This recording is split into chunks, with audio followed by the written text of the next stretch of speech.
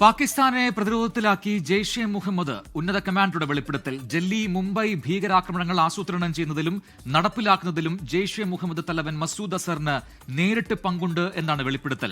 ബാലാക്കോട്ടിലായിരുന്നു അസറിന്റെ താവളമെന്നും ജെയ്ഷെ മുഹമ്മദ് ഉന്നത കമാൻഡറായ മസൂദ് ഇല്യാസ് കശ്മീരി വ്യക്തമാക്കുന്നു. ബൽറാം നെടുങ്ങാടി ഡൽഹിയിൽ നിന്ന് ചേരുന്നു കൂടുതൽ വിവരങ്ങളുമായി. ബൽറാം, കഴിഞ്ഞ ദിവസമാണ് മസൂദ് അസറിന്റെ കുടുംബം ഓപ്പറേഷൻ സിന്ദൂറിൽ കൊല്ലപ്പെട്ടു എന്ന ഒരു വെളിപ്പെടുത്തൽ ഇതേ കമാൻഡർ മസൂദ് ഇല്യാസ് കശ്മീരി നടത്തിയത്. അതിന് പിന്നാലെ ഇപ്പോൾ കൂടുതൽ കാര്യങ്ങൾ വെളിപ്പെടുത്തുന്നുണ്ട്. അതിൽ മുംബൈ ഡൽഹി ഭീകരാക്രമണങ്ങളൊക്കെ പറയുന്നുണ്ട്. അതിൽ ഏറ്റവും പ്രധാനപ്പെട്ടത് ഈ മുഹമ്മദ് അസറിന്റെ താവളം അത് ബാലക്കോട്ടിലായിരുന്നു എന്നുള്ളതാണ്. പാകിസ്ഥാൻ ഇത്രയും നാൾ പറഞ്ഞുകൊണ്ടിരുന്നത് അത്തരത്തിലെ തീവ്രവാദികൾക്ക് യാതൊരുവിധ പിന്തുണയും പാകിസ്ഥാൻ നൽകുന്നില്ല, പാകിസ്ഥാനിൽ എവിടെയും അത്തരം ആൾക്കാർ ജീവിക്കുന്നില്ല, താമസിക്കുന്നില്ല എന്നൊക്കെയായിരുന്നു വെളിപ്പെടുത്തലും അവകാശവാദങ്ങളൊക്കെ. അതെല്ലാം പൊളിയുകയാണോ?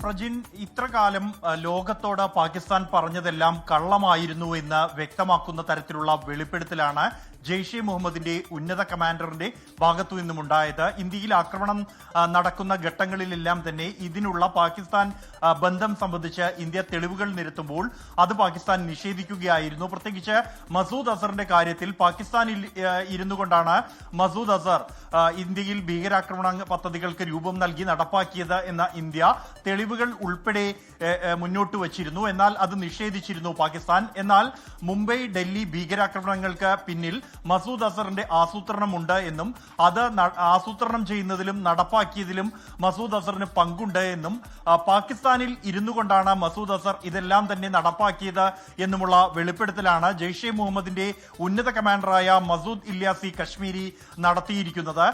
ഒപ്പം തന്നെ പ്രജിൻ സൂചിപ്പിച്ച പോലെ തന്നെ ബലാക്കോട്ടിൽ ആയിരുന്നു ഇതുമായി ബന്ധപ്പെട്ട ഇയാളുടെ താവളം പ്രവർത്തിച്ചത് എന്നും ഇന്ത്യയിൽ തിഹാർ ജയിലിൽ നിന്നും മോചിപ്പിക്കപ്പെട്ട ശേഷം പാകിസ്ഥാനിലെത്തി ബലാക്കോട്ട് കേന്ദ്രീകരിച്ചുകൊണ്ട് ഒരു ഭീകരവാദ കേന്ദ്രം ഇയാൾ നിർമ്മിച്ചിരുന്നുവെന്നും അവിടെ ഇരുന്നു കൊണ്ടാണ് ഇത്തരത്തിലുള്ള ഭീകരപ്രവർത്തനങ്ങൾക്ക് നേതൃത്വം നൽകിയത് എന്നുമാണ് ഈ കശ്മീരിയുടെ വെളിപ്പെടുത്തൽ.